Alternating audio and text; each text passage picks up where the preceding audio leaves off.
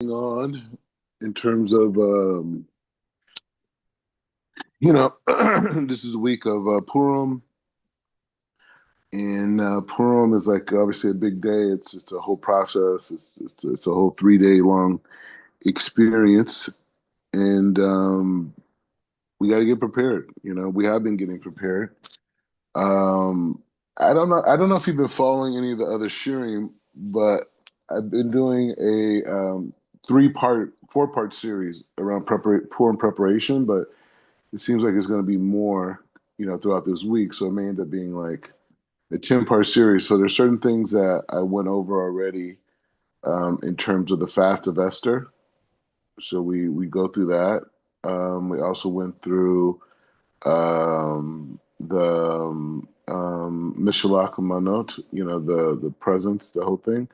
And also, yeah, we went through the scroll of Esther. So we went through fasting the scroll, and then um, Mishalach Manot, right, which is like a whole thing in itself. And now what we're about to learn is we're about to go into the aspect of the complexities around the Purim Seudah, right? The whole concept of the Seudah and like what's going on, right? Because if we have to have a meal, I mean, you're supposed to have a meal all the time, right? Like, I mean, it's a Suda, it's called a Sudat mitzvah, right? Meaning that it's a meal that the purpose of that meal is for a mitzvah. So like so in essence, we have this idea where we want to manifest the light, right? You want to manifest the light, right? And so, like, say if something holy is going on, like say you go to a bris milah or a wedding or something like this, people have a meal, right? They have a meal to, in essence, that meal, basically the hamotzi and the brakar mazon and the meal itself is bringing down the kedusha of what's going on, right? So the meal is like kind of like this vehicle that like we're like participating in malchut, meaning that we're bringing down the shefa completely, right? So you have things like this, and then you have other times, like say Shabbat and Yom Tovim, where we're supposed to specifically Shabbat, we have a meal because we're supposed to enjoy Shabbos, right? And it is mandatory to per se have hamotzi, right? And light candles and these types of things, right? Because we wanna enjoy Shabbos, right? But the whole meal and all that, a lot of that's extra. I mean, those are things that we do to enjoy Shabbos. But the idea of having wine and grape juice and doing Brachad Hamazon, you know, pretty much allows you to suffice the mitzvahs, right? And even if you didn't have, wine, I mean, just lighting candles, right, and doing hamotzi and then doing Brachad Mazon, you would be fine. But so all the three courses and all the courses, all that's there for enjoyment. The desserts, all that's for enjoyment, right? But that's some people's option. Sometimes you have Shabbat and you just say kiddush, you eat a little bit, you say hamotzi, you eat a little bit of fish, and you pass out. You have those types of times, right? So what's going on by this particular holiday of Purim and this idea that the meal is guaranteed? Even the idea of Pesach. Okay, we're required to do a Seder, right? Bitter herbs, all these types of things. Everything else is tradition. All the different meat dishes and this, all things that people bring out, those are all tradition. The main ikr of Pesach is the Seder and the reading of the Megillah, right? And there's a few other specific things, but everything else in terms of the meal itself, the 4 cups of wine, we got to do 4 cups of wine, that we read during the Megillah, those types of things, and so we have that, right? We have that dynamic, right? But again, the meats and all these other things are the extra foods that we have, the different dishes that people have. These are all customs. But over here, having a full meal with the intention of fulfilling this mitzvah, if you don't do that, you did not. complete the purpose, the halacha for Purim, right? And in fact, you could argue this is the next most important thing to the reading of the Megillah is the Seudah, and also obviously giving charity and these things. All these things are important, right? And so, and so, so. Anyways, the point is just saying that that dynamic is what we're dealing with today. So we're situation is inside of this whole story to build to that. Now, another thing, I'm giving a class, later on today, and I'm going to be giving a class on the details of Esther and Mordecai. Like, who were they as people? The whole thing. It's been really good so far. I'm going to go into that, and then it's a lot to the story. So we're going to figure it out. All right. So yeah. So that's what we're up to right now. The complexities of this story. We're trying to understand, like, why is it such a huge mitzvah? Why is the Seudah such a huge thing? In terms of what we're dealing with here. Any questions, thoughts? I mean, since we're on the Seudah, the meal. Any questions? Uh, no, I'm kind of just taking it all in because Yeah, I've kept the mitzvah of Purim for the last few years, but like the complexities of it, I'm not very in depth. So I will catch up on some of the shirim that you've done. yeah. Like one of the things I learned is I remember my first start participating in Purim. It was like, oh, you're supposed to get so drunk. It's like, okay. It was like, why? And then I think I saw you before. I think it's before we even started being in communication. I saw you kind of break it down about what you're trying to get disconnected from. Mm, Like, or not even disconnected. That's just not the right word. It's really actually a connection where you're trying to see that everything comes from Hashem. Like, you can't tell the difference between Mordecai and Haman. And it's like everything comes from the hand of Hashem. So once I started hearing that, it's like, oh, okay. So this week I'm definitely gonna try to tap in and yeah. get it on a Kabbalistic level and on a practical level.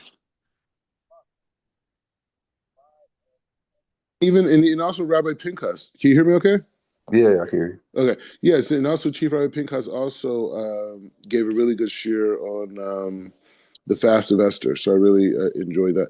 All right, so let's go into the story of Purim, and let's go into this idea of opening up this new connection tonight, but let's understand it from a literal textual level of what's going on. Okay, so this is actually like kind of a midrashic sefer called "The Legend of the Jews." It's like it was written like a really long time ago, and it basically brings like different midrashim. I mean, actually, we could do a little bit. Should we do research on the Sefer? All right, no, we don't got to do it. We could go into the writings. I mean, we'll figure it out. We got to go back and figure out what we can do it. Okay, but it goes through the history. It basically goes through Genesis, Exodus, like basically the Jews before Mount Sinai, after Mount Sinai, and the situations, after that, right? Okay, so it says the book of Esther is the last of the scriptural writings, right? The writings that were compiled by Chazal.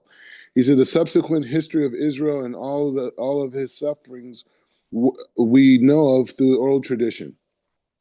For the reason the heroine of the last canonical book was named Esther.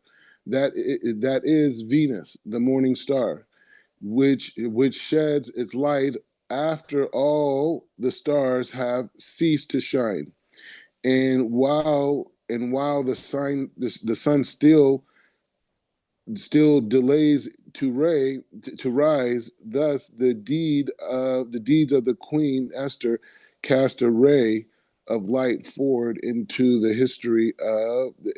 Israel's history of darkness. Doesn't see something. Okay. All right. All right. So anyway, so you can see it's written in a certain style, kind of like a poetic type of style, but they're saying very deep things, right? So they're comparing Esther to Venus, and Venus here being the morning star, right? And so they're bringing this dynamic, and they're saying that it's connected. That this whole history that was chronicalized by our sages, that the last book that was put into functionality, was this. The Jews of the time of Achashverosh were like the doves about to enter their nest, whereby the snakes lie coiled.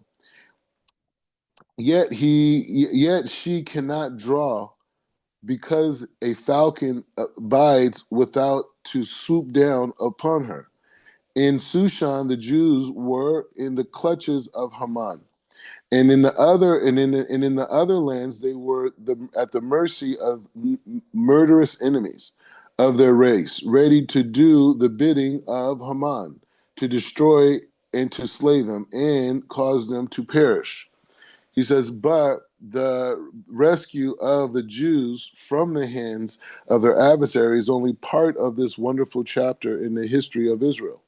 Nonetheless, this it is exalted stations to which they rose to the realm of Achashverosh after the fall of Haman, especially the power and dignity to which Egypt herself attains. On this account, the magnificent feast prepared by Achashverosh for his subjects belong in the history of Esther. The splendor of the feast, as it gauged whereabouts to measure the wealth and the power she later enjoyed. So we get the story. She says Achashverosh was not part of Persia by birthright. He owned his possessions to his vast wealth, which he purchased dominion over the whole world. Okay, so Achashverosh was a very wealthy guy. How to get wealthy? We'll find out. He says he had various reasons for giving this glorious feast. The third year of his reign was the 17th since the beginning of Nebuchadnezzar's rule, and Achashverosh thought it was quite certain that the time had passed for the fulfillment of the prophecy of Jeremiah foretelling the return of Israel to the Holy Land. The temple was still in ruins. And Achashverosh was convinced that the Jewish kingdom would never again be restored. Needless to say, it was not Jeremiah who erred. Not with the occasion of the king Nebuchadnezzar had the prophets termed the years begun with the destruction of Jerusalem, reckoned in this way the 17th year of desolation, where at an end exactly at the time where Darius, the son of Ahasuerus, permitted the rebuilding of the temple. Okay, so this feast, or this time that was going on, was a time where the Jews were in diaspora, and the prophet Jeremiah said that they would return and rebuild it, and it didn't look like it was happening. And so Ahasuerus wanted to make a party. He says, besides this mistaken cause for the celebration, there were reasons personally Ahasuerus why he desired to express joy. A short time before, he had crushed a rebellion against himself, and his victory he wanted to celebrate with pomp and ceremony. The first part of the celebration was given over to the 127 rulers of the 127 provinces of his empire. His purpose was to win the devotion of these men with whom otherwise he did not come in direct contact. But can it be but could it be said with certainty that it was a good policy? He's asking a question.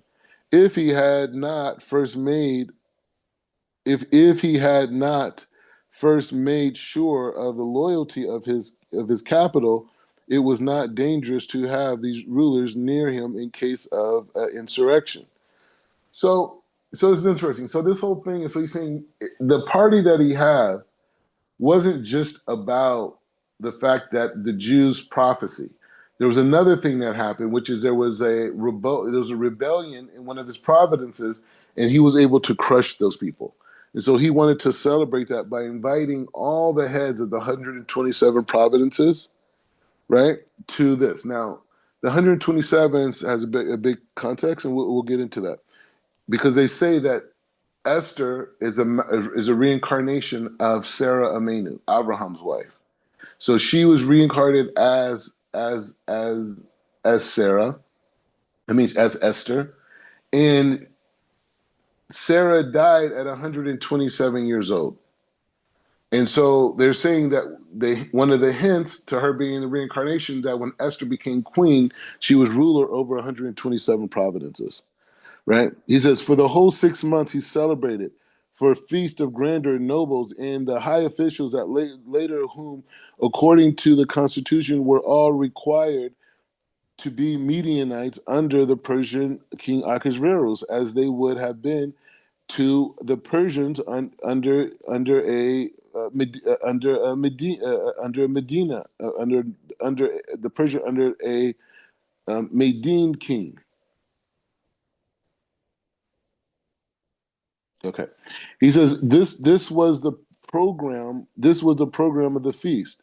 In the first month, Achashverosh showed his treasures to his guests. The second delegation of kings, royal baths saw them. The third presents were to expose to view. The first guests were invited to admire his literary possessions. Among them, the scared scroll in the fifth, his pearl and the diamond-studded ornaments of the gold which were put on exhibit. And on the sixth, he displayed the treasures that he had attributed himself. So this meal was this kind of like thing where I guess he was showing like his power. He was flossing. He's showing everybody how powerful and how rich he was. And he says all this vast wealth, however, uh, um, appertained to the crown. It was not his personal property. It was connected to the crown, not his personal property. When Nebuchadnezzar fell, his end drew night. He resolved to sink his immense treasure in the Euphrates rather than let them ascend to the sons of evil Merodach, Mirodach, Mirodach. He says in some of his miscellaneous. So the great was his miscellaneous. But again, when Cyrus gave the Jews permission to build the temple, his divinity appointed reward was he discovered the spot in the river in which the treasure was sunk, and he was permitted to take possession of them. And these were the treasures which Ahasuerus availed himself to glorify.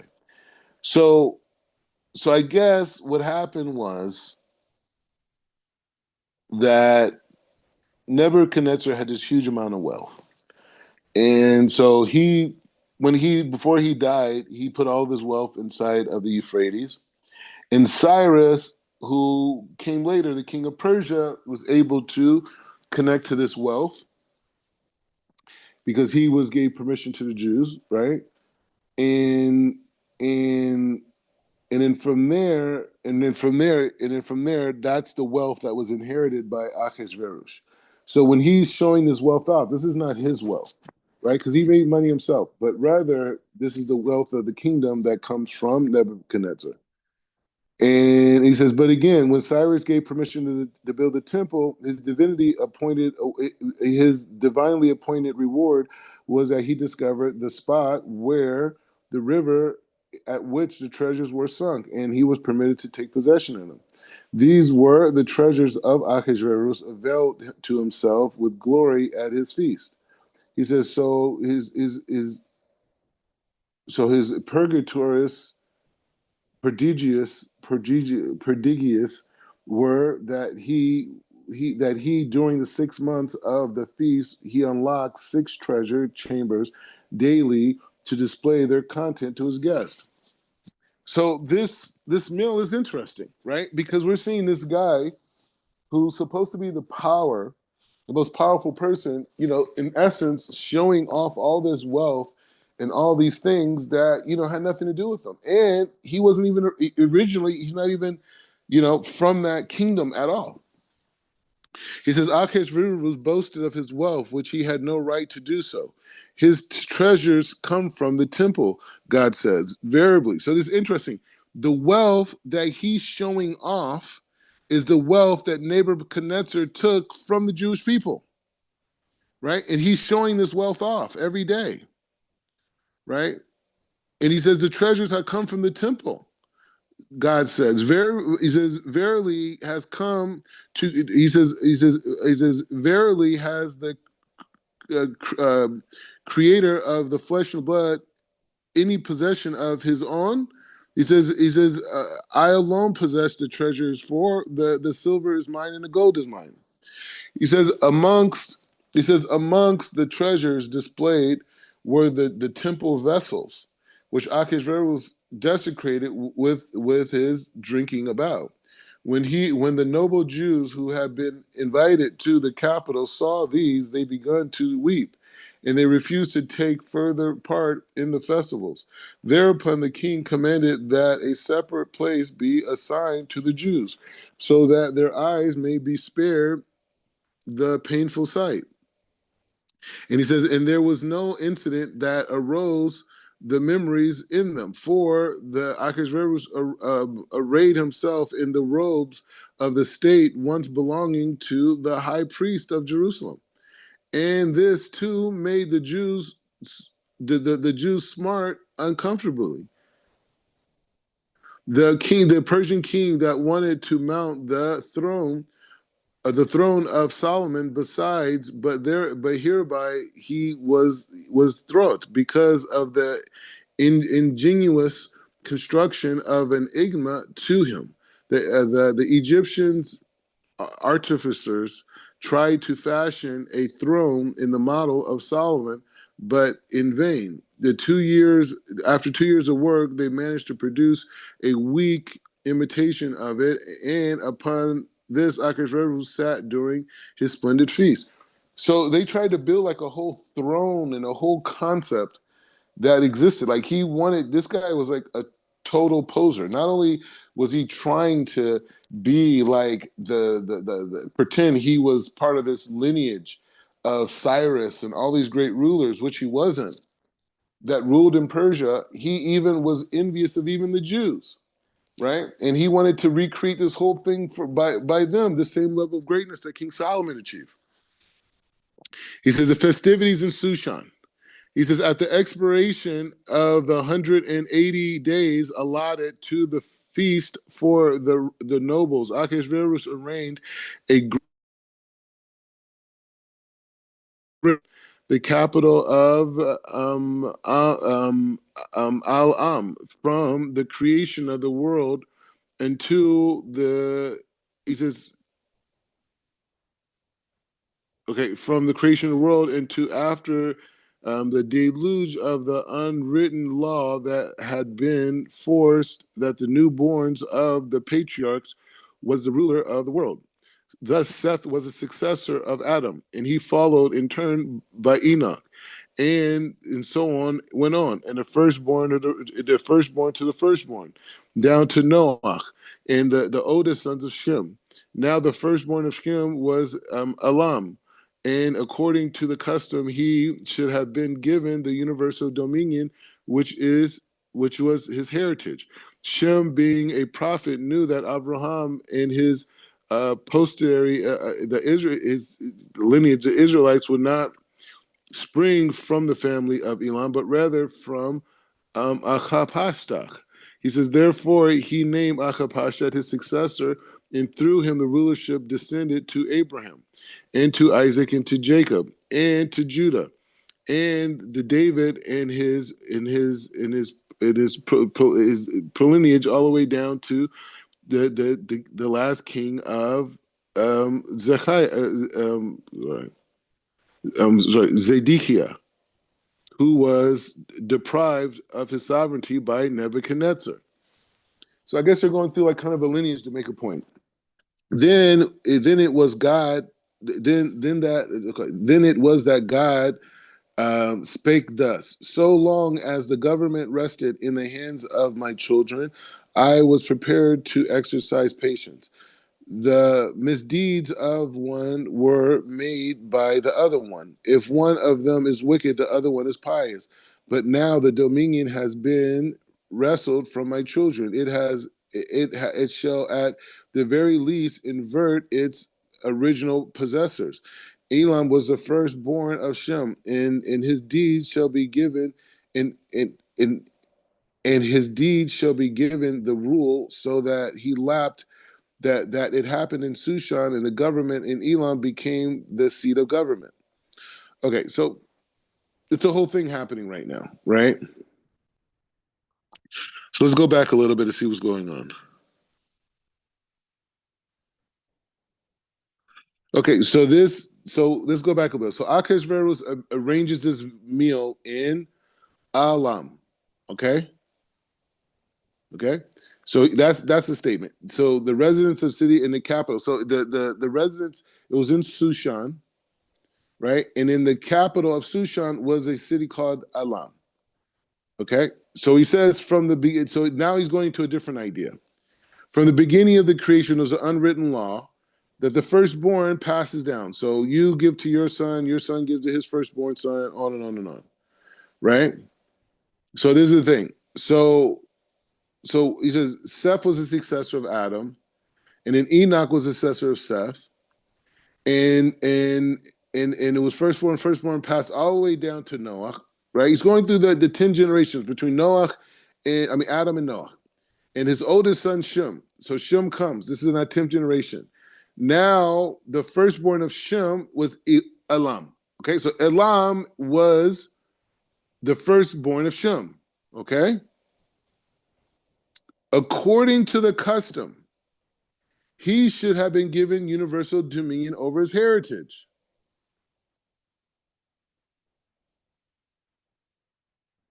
Right, because this was the process: firstborn to firstborn, firstborn to firstborn. Okay, but Shem was a prophet and knew that Abraham and his lineage, the Israelites, would not come from the family of Elam, but from that of Archipachadad. Okay, so there's another family. I guess it's one of his other kids, right? But it wasn't the firstborn. Therefore, he named Archipachadad his successor. And through him, the rulership descended to Abraham, and so to Isaac and Jacob, and Yehuda, and to David, all the way down to the last Judean king, who was not given his ability to rule because of Nebuchadnezzar came and took over. This is the ninth of Av, right? So he says it was that God said this, because they're speaking this like old dialect. Thus, just so long as the government rested in the hands of my children. This is what God's saying. I was prepared to exercise patience. The misdeeds of one were made good by the other. So it's like, there was wicked people and good people. If one of them was wicked, the other one was pious. Right? We see it today in the Jewish world. And he says, and now that the dominion has been wrestled from my children, it shall at least revert to its original possessor.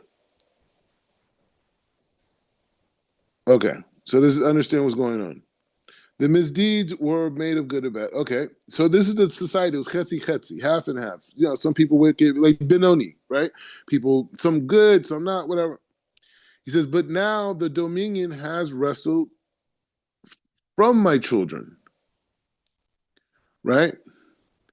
And it shall at least revert to its original source. So Elam was the firstborn of Shem, and his seeds shall be given rule. So that it happened that Sushan, the capital of Elam, became the seat of government. Okay, so you see how that connection, the whole thing, right? So Elam was the first. He was supposed to be part of this unspoken biblical Jewish people, or the righteous people of planet Earth would pass down this tradition from son to father to son, father to son, father to son. When it came down to the 20th generation, I mean, before the 20th generation, sorry, in the 10th generation, that Shem was able to see that his firstborn was not going to be the progenitor of Abraham Avinu, right? Right? And so that his firstborn, Alam, gets that he wasn't made the successor, but rather someone else, his other son, his younger brother. Okay? And so it happens to be that the people of the people of Sushan, they had this influence where they actually named the capital city there after Alam, which is one of their descendants, right? And so he's saying here that the Jews had some type of connection and influence over this land, even though the Jews weren't being totally living totally righteous. But the fact that they had an influence over this area and this government, God was okay. But once they lost the government, right? Once they lost the government, that's when God became impatient. So he says there is many. He says there are. He says that there are any celebrations in Sushan due to Haman, who even in those early days was devising intrigues against the Jews. Okay, he said there are many celebrations in Sushan. She said there were many celebrations due to Haman, who even those early days, before Mordecai did anything, he was devising strategies against the Jews. He appeared before Achashverosh and said, "O king, this people is a particular people. May it be that you destroy it." Achashverosh replied, I fear the God of this people. And he was very mighty. And I bear in mind that what befell Pharaoh and for his wicked treatment of the Israelites. Their gods said Haman hates unchaste life. He says, "Do thou therefore prepare a feast for them." So there's nothing about this feast. In order to partake in the merrymaking, have them eat and drink and act as their hearts desire, and so that their God may become wrathful against them. So this is a very similar strategy to Balaam and Balak, right? They thought that the Jewish people were coming and they were going to destroy the whole thing, right? So they wanted to undermine them. So how did they go to undermine the Jews? The way that they undermined the Jews was by sending women, right? By sending women, Moabite women there to seduce them. And by seducing them and getting them to bow down to this idol, right? Because it wasn't that they seduced them sexually. The sexuality just made them weak. Because the whole goal was to weaken them so they could go and bow to these idols. And by bowing to these idols, God's wrath would turn against them, and then that's where the plague happened. So they're taking a very similar strategy here. They're saying, hey, why don't we create a meal, and the meal is totally disgracing and disrespecting everything of these people. They're conspiring together, Achashverosh and Haman. He said, let's destroy these people, but God is with them. So the only way that we could destroy them is if we make them into sinners, where they could lose God's presence, and they start creating a reality around them where it's complete darkness. And then from there, we'll be able to come in and take them out, and they'll have no protection. See how it works? So he says, when Mordecai heard of the feast that they were planning, he advised the Jews not to join them. All the prominent men of his people and many of the lower class took heart. It took advice to I mean, they took advice. They took his advice to heart. They fled from Shushan to avoid being compelled to partake in the festivities. The rest of them remained and yielded to the force.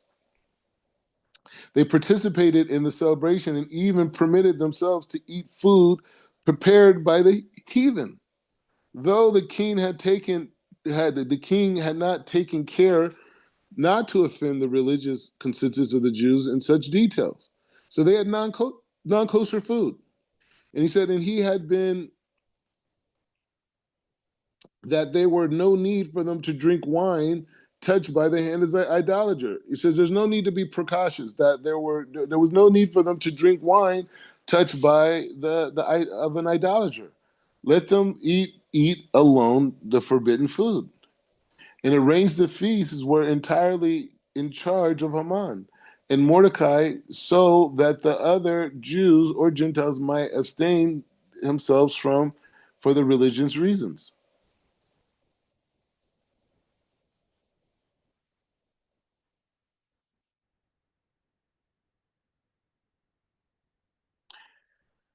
Okay, so he says it was the aim of the king to let every guest follow their inclination of his heart. When Achashverosh was issued, so this is the time where they just follow your desires. So the point is, when we're reading this, we have to look at the intricacies of this meal. We have to see that the meal itself, the basis of this meal, is by a wannabe, by some random guy who manipulated himself into power that doesn't have the kaling for power, right? And so there was this huge meal that was there where he's basically trying to show all the other people how powerful and how great he is and how they should follow his leadership and that. But it was all coming out of a place of insecurity. And so he's showing off the treasures of Nebuchadnezzar that Cyrus was able to get. And he had these treasures, and these treasures that he's showing are all the treasures that came from Nebuchadnezzar taking over the holy temple of Jerusalem. All of the wealth that comes from Joseph, bringing all the money that came in that the Jews left Mitzrayim with. And they went through the desert, eventually going on Mount Sinai and wandering through the desert even more and eventually entering the land of Eretz Israel. And all the way to the time of David Melech and Solomon, that they were able to take all this combined wealth and everything and put it, and this is the wealth that he's showing off. And this is the meal. And to take it even a step further, in this meal, this guy Haman wanted to take the Jews out. He hated them. He's a true anti-Semite. He is Amalek. Amalek just hates Jews for no reason. They just want to kill us. And they don't even know why. But they have to exist for whatever reason. God made them have to exist. Hopefully not too much longer. But the point is like this. So the point is saying that so this meal goes on for 6 months. The same time span from Pesach to Rosh Hashanah. Right? And so this idea is now the whole idea of this meal is now even grown even more darker. Where now they're using the meal as a mechanism to have the Jews sin so they could sin, and now they won't have God's favor. And God's favor is the reason why they're scared to do anything because of the history of the Jews, right? And because of this, they're scared to do it. So they feel like if we could remove their merits from them, in the same way that Balak and Balaam did, not that they said that, but I'm saying it, they would not have the relationship with God and we'll be able to destroy them. Okay, so this is the meal. Okay? So he says like this, the aim of the king was to let every guest follow the inclination of his heart. Your heart? When Achashverosh issued the order that the officers of the house were to do accordingly to every man's pleasure, God became wroth. This is like old English, wroth with him, right? Through the villain, he said, "I'm a cast thou to every man's pleasure." He says, suppose. So basically, he said like whatever selfish desire you have, you can express it at this party. So we're adding another element to it. Suppose two men love the same woman. They both can marry her. Two vessels sail together from one port, and one desires south wind and the other desires north winds. Can it not produce a wind to satisfy both? On the morrow, Haman and Mordecai will appear before thee, and thou it should be able to side with both. Since the scene of the festival was in a royal garden, so now it's in a garden.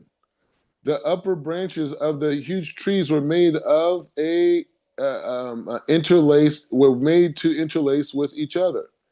So as the form of the orchard and the smaller trees with the aromatic follies were taken up out of the ground and placed in an artful construction tent. For the trees to the trees sketches the curtains of the besul, the white and the sapphire and the blue and the vivid green, right? These are huge colors, right? Huge colors, bro. This is Spheros. He says he says in the green in the royal purple, right? Bina to ferret. He says fastened to their support by the ropes depending from the round of the silver beams. These turn resting on the pillar of red, green, yellow, and white, and glittering a blue marble. And this couch were made of delicacies, dapperies. Their flame stood on the silver feet of the rods, and attached to them were of gold, and the floors were tiles with the crystal and the marbles, and the outside and the precious stones with the brilliance, and illuminated the scene far and wide. So it wasn't just the food. It wasn't just that. This whole thing was made up. This was like the Super Bowl of meals. The wine and the other beverages were drunken only from golden goblets. Yet Ahasuerus was so rich that no drinking cup was used more than once a single time. Right. So this guy he says he used the cup once, another cup. Right. Never the same cup again. But the magnificence of the magnificence of these utensils of his were when the holy vessels of the temple were brought in, and the golden splendor of all the others was dimmed, and it turned all dull and as lead, and the wine was in each case older than its drinker, to prevent intoxication from an unaccustomed drinks. Every drink was served with the wine indigenous to its native place. In general, Ahasuerus followed the Jewish rather than the Persian manner. It was a banquet rather than a drinking bout. In the Persian custom, they prevail that every participant at a banquet of wine had to drain a huge blicker of far exceeding drinking capacity of any human being, and do it he must through he lost reason in life. And the officer, okay, let's understand this. So they're giving us a very clear description, because when we have the Seudah on Purim, we're correcting this. We're correcting this. This is the whole Inyan. This is the Seudah. This is the Halakha. We are correcting this moment in our history. Okay? And so that's what we had to understand, how allured we were, how beautiful it was, that how they had the everything. They had the trees were a certain way. They had aromas everywhere. It smelt a certain way. They had the marble, the glass, the gold goblins, everything. And then they brought out the stuff of our ancestors, the gold and the plates and everything that was brought to the temple. This is what they're using to eat from.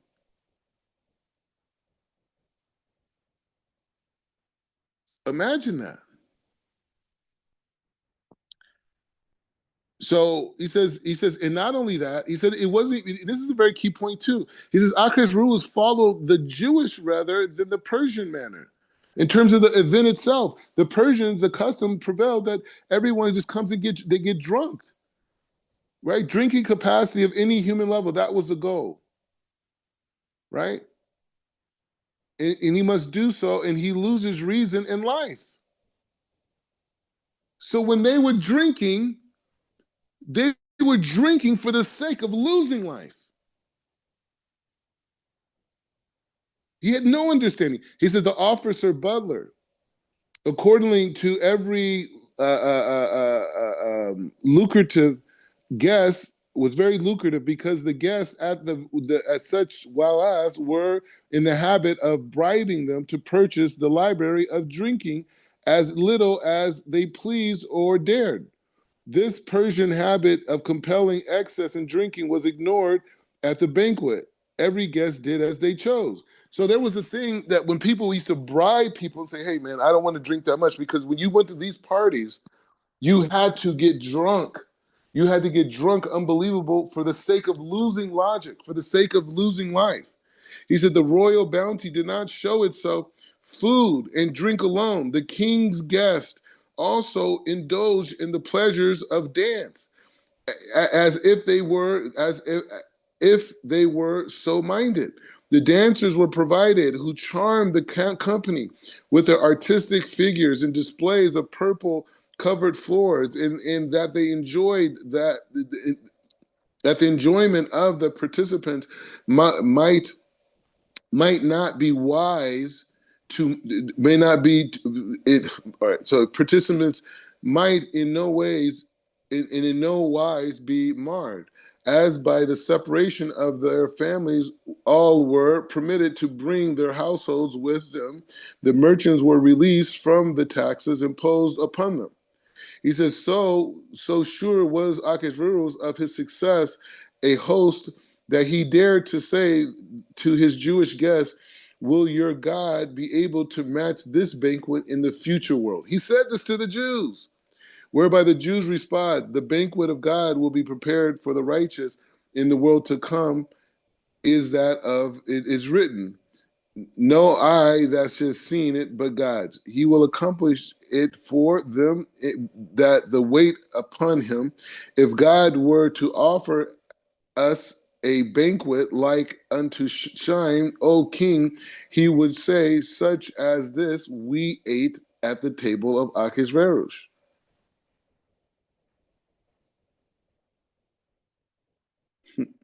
Okay, so we're gonna keep going. Okay, so that's one aspect of the Seudah, right? Which is a huge. There's so many things.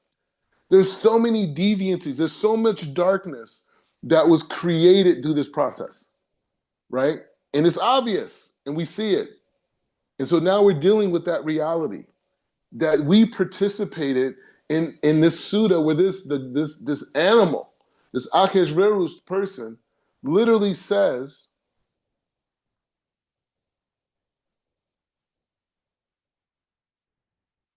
that when you is your God can create a greater festival than this. How many times have ourselves as Jews, as the world, the Jewish history, have we been seduced by the riches and the power of the non-Jewish world, where we've succumbed and we wanted to participate, we want to intermix, and we believe their narrative that, oh, God has abandoned you. This is the basis of Christianity, right?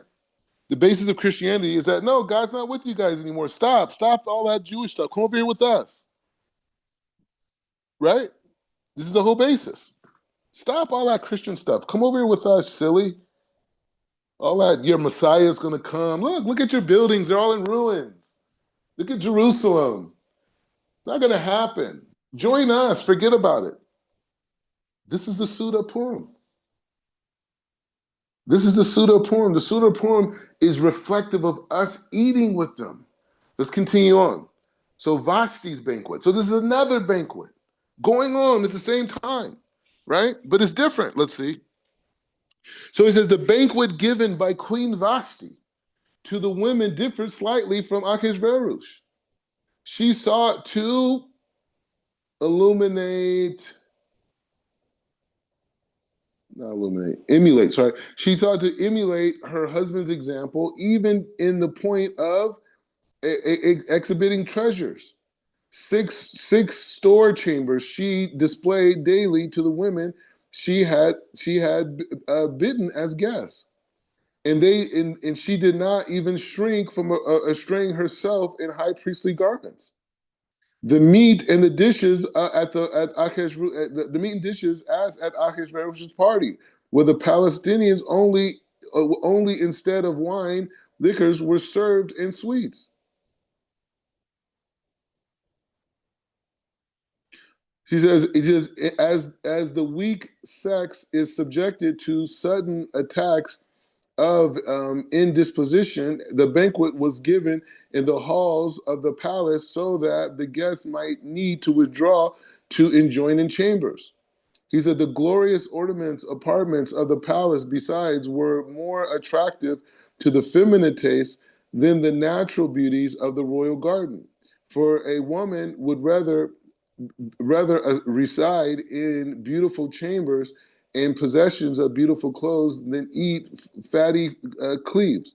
Nothing interested the woman more than becoming acquainted with the arrangements of the interior of the palace for the women. So these women were completely fixated on materialism and physicality. You can see in a different way, right? The women were curious to know all things. Vashti grafted their desires. She showed them all that there was to be seen, describing every place as she came to it. In the dining hall, this is the wine room, and this is the bedchamber. Vashti too was acquainted by a political motives, right? When she determined to give her banquet, she invited the wives of the hostages in the case of the men that rose in the insurrection against Vashti. I mean, against the king. For Vashti knew, for Vashti knew that the way of stagecraft, she not only was the wife of the king, but also the daughter of Belkacessar, the mighty Belkacessar, murdered in his own palace. Vashti, alarmed by the confusion, and assumed that not knowing of the death of her father, fled the apartment in which she was in the habit of sitting. The Medine Darius had already ascended to the throne of Belshazzar, and he says, and so that it happened that Vashti, instead of finding hope for refuge with her father, ran straight into the hands of his successor. But he had not compassion for her and gave her to his son Ahasuerus for a wife. Wow. So even their relationship was this weird thing. So they're saying that Vashti had a meal when she's plotting against the husband, right? Because her dad got killed, and so her plot was to do this whole thing where she had this whole thing where what she wanted to do, she invited all the women of the hostages, right? This is like Israeli politics. She invited all the wives of the men who died in the insurrection against Ahasuerus, right? All the men who went against Ahasuerus. Hold on, I'm bringing it back. She goes against that, right? She goes to all those people and brings them because she's going to try to organize a revolt, it sounds like, against her husband, right? And so let's see what happens. So he says, although Rashi had already taken precautions to prevent the intemperament indulgence in the wine, his banquet revealed the essential difference between Jewish and pagan festivities. When Jews are gathered about a festival board, they discuss halacha or a haggadah, or at least a simple verse from the scriptures. Achashverosh and his boon companions rounded around the banquet with unrelevant talk. The Persians alluded to the charms of the woman of their people, while the Medians admitted one superior to the Median women. Then the fools Achashverosh stood up and said, "My wife is neither Persian or Median, but a charlatan, a charlatan, and yet she excels in beauty." Is that charlatan? All right. What would convince yourselves of the truth of my words? Yes, shouted the. He says, would you convince yourself of the truth of my word? Yes, shouted the company, who were deep in their cups, and that we may properly judge their natural charms, and let her appear before us adorned. Yes, without any apparel whatsoever, and Akeshverus agreed to the shameless condition.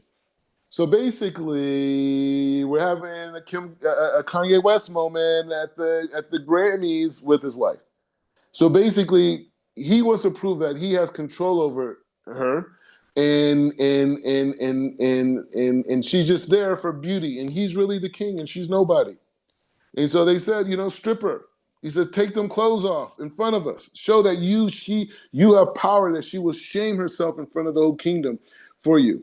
The thing is that was from God, so that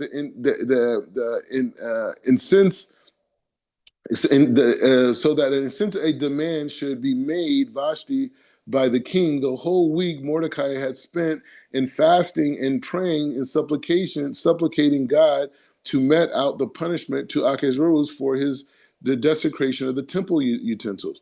On the seventh day of the week, on Shabbos, Mordecai, long, after his long fast, took food because of the fasting forbidden of the Sabbath day.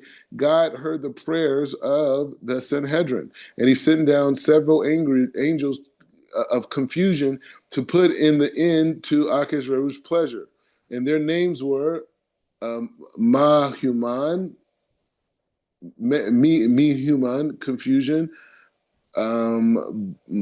Bezat, destruction of the house, Harbonha, annihilation, and Big At, and I got the possessors of the wine press, for God had resolved to crush the court of Ahasuerus as one presses a grape from grape in press, and Ziad,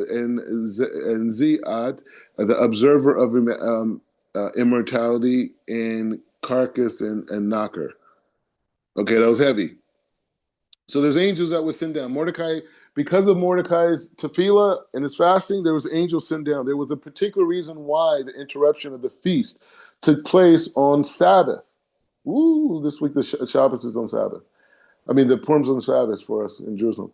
He says, Vashti was the inhabitant of forcing the Jewish maidens to spin and weave on Shabbat day. And, and to add to her cruelty, she would deprive them of their clothes, as was on Shabbat. Therefore, their punishment overtook her. And for the same reason, it was put into the king's heart to give her the appearance and publicly strip her of clothing. Ooh. So why was Rashi stripped of clothing? Because she abused the Jewish women of Sushan and deprived them from clothes and made them work on Shabbos and do things specifically to violate Shabbos. So she was an evil, don't want to say it. Vashti recoiled from the king revolting order, and it must not be supposed that she shrank from carrying it out because it offended her moral stance. She was not a whit better than her husband. She fairly revealed in opportunity his commanded her to give her to indulge in carnal pleasures once again. And for it was exactly a week since he had delivered he had been delivered of a child. But God sent the angel to Gabriel to disfigure her countenance. Suddenly, leprosy appeared on her forehead, and her marks and other diseases on her. And it is in this state, it was impossible for her to show herself to the king. She made virtue of this necessity and worded her refusal to appear before him arrogantly. This is crazy, right? He says, and she said to Ahasuerus, thou you fool and a maiden husk, you have lost reason by too much drinking. I am Vashti, the daughter of Baselah, who is the son of Nebuchadnezzar, who scoffed at kings, and to whom the princess was a derision, and thou wouldn't be deemed worthy to run before my father's chariot as a quarter. Had he had lived, I would never have been given to thy for a wife, not even those who suffered the death penalty during the regime of my father Nebuchadnezzar were stripped bare of their clothing, and thus damnest, and I appeared naked in public. He says, why is it for this? She's saying, I am bigger than you, bro. I come from the real thing. You're just a poser, okay? Neither the people who decided that not to come up into thy description of to me will proclaim thee a liar, nor bewitched by my beauty that will kill thee in order to gain possession of me. Saying shall fool be the master of such beauty. Okay, so let's stop here. let's just stop here. Let's talk it out a little bit. So this is what we're dealing with, right? This is the Seudah. The main thing was to get into the Seudah. The main thing wasn't necessarily to go into the dilemma of the story, but to see the complexities of this, right? And to see like what's going on by Achashverosh, what's going on by the Jews, what's going on by Mordechai, what's going on with Vashti, seeing all these internal politics that are happening, seeing all these things that are happening, and seeing that this is the beginning of understanding why this Seudah is so important to have a Seudah. And the Seudah is to be able to recreate that exact experience that we had thousands of years ago in Persia, and to be able to have total amuna and total devekud, clinging to Hashem, and to have in mind that everything that my ancestors did that blotted out ourselves and our connection to God at a Seudah is going to be the very thing that we do to correct. Any thoughts, reflections? It's amazing to think about like they're trying to get the Jews to completely assimilate, but Yep. through materials, through wealth. Even the vestiges of the high priest. You know what I mean? So it's like, wow, it's something to think about. In our comment in our day to day of like beware of materialism and not to give up the values that cause you to exist in the world, for the Jewish people. And this will happen during the most concealment. That's what I'm interested about. You know what I mean? Like in the utmost concealment of Hashem's presence, they get tested in the most stringent way, in the hardest way, in a sense. Because like if you when you look at the children of Israel going to the wilderness, it's like that's a extreme. I mean, I couldn't imagine going through those type of tests, but it's like they're going out after having seen Hashem completely flip the world upside down in a sense. So it's like, and we shouldn't compare ourselves to that generation because they're a generation that we can't even fathom, the levels that they were on. But it's like, if I could say, it's like, okay, they're going, it's like, but you've seen it. You've seen Hashem. You've seen what Hashem can do. When you look at the Jews during Esther's time, like, there is complete concealment. And you're getting tested like this, like, wow. You know what I mean? That kind of stands out to me because they said that only in the future, in Mashiach's time, it's only going to be Yom Kippur and Purim. That's going to be the only two festivals. Love,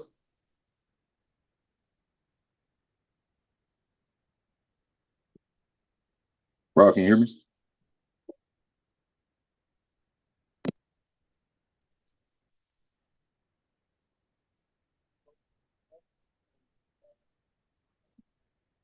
No, I can't hear you, Rob. Hey, Rob, I can't hear you. Can't hear you. Still can't hear you.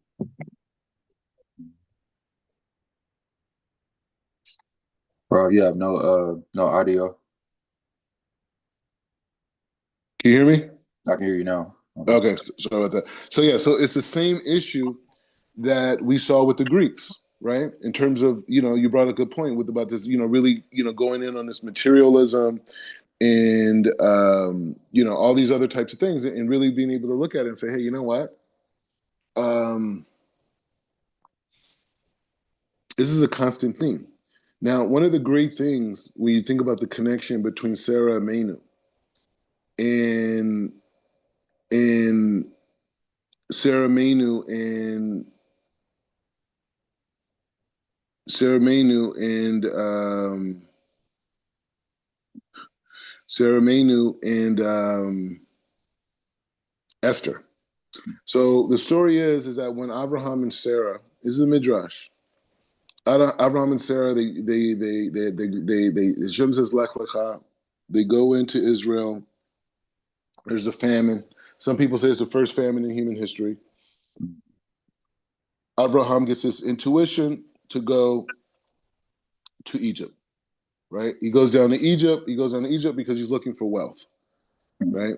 And so when he goes down to Egypt, his wife gets kidnapped. right? And so his wife gets kidnapped, and when his wife is getting kidnapped, and keep in mind, Abraham was broke.